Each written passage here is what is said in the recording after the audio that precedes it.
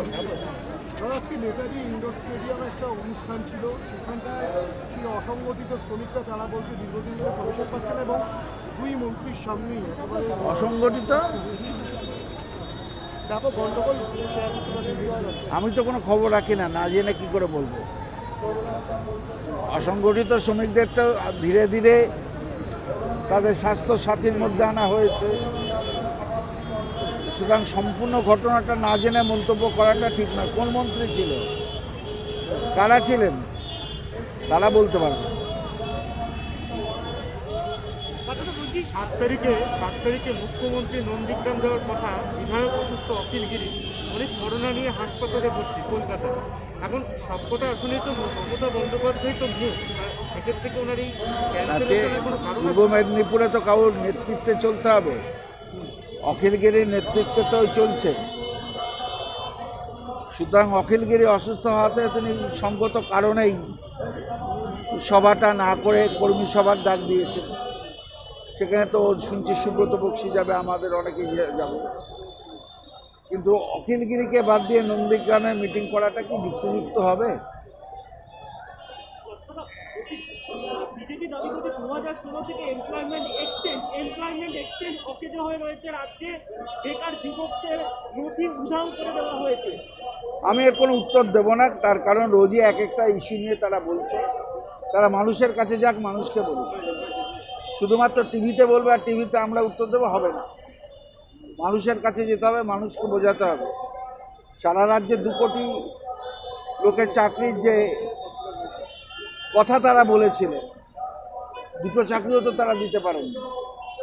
45 বছরের ইতিহাসে বেকারত্বের হার অধিক, আগে সেগুলো ভাবুক, তারপরে নয় অন্য জায়গায়। আমরা তবু তো ক্ষুদ্র শিল্প সহ অন্যান্য জায়গায় আমাদের বেকারিত্বের হার কমেছে, বাড়েনি।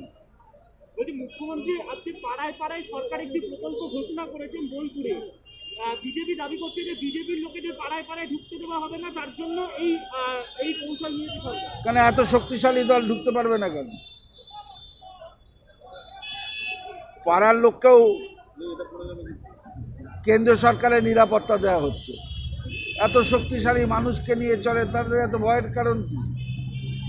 বলছি, শেষ প্রশ্ন, আজকে বিশ্ব বাংলা বিশ্ববিদ্যালয়ের উপাচার্য নিয়োগ করেছেন মুখ্যমন্ত্রী, ঘোষণা করেছেন। অন্যদিকে বিজেপি দাবি করছে যে বিশ্ববিদ্যালয়গুলো অটোনমি তো নষ্ট করা হয়েছে। না, বিশ্ববিদ্যালয়ের উপাচার্য অনেক আগেই ঘোষিত হয়েছে, হয়তো তাকে ডেকেছেন। ঘোষণা হয়েছে অনেক আগে, তিনি দায়িত্ব নিয়েছেন অনেক আগেই, স্বপন দত্ত।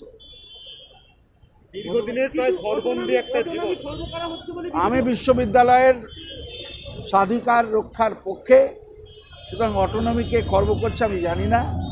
মুখ্যমন্ত্রী, রাজ্যের মুখ্যমন্ত্রী, তিনি উপাচার্যের নাম বলতেই পারেন, এতে কোনো অন্যায় বলে মনে হয় না, এবং এটা স্বাধিকার রক্ষা হয়নি বলেও আমি মনে করি না। একটা দীর্ঘ ঘরবন্দি জীবন কাটিয়ে 2011 সালে 2টো পাশাপাশি বিধানসভায়, যার সঙ্গে আপনি যাত্রা শুরু করেছিলেন, এই শোভন চ্যাটার্জিকে অবজারভার করা হয়েছে। না, আমি তো 85 সাল থেকে আমার সঙ্গেও যাত্রা শুরু করেছে। যাত্রাপথে অনেক গতিবদল হয়েছে, তাতে কি এসে গেল? সুবিধা হবে কিছু বিজেপি? না, আমি কি করে বলবো, যারা করেছেন তারা বলতে পারবেন।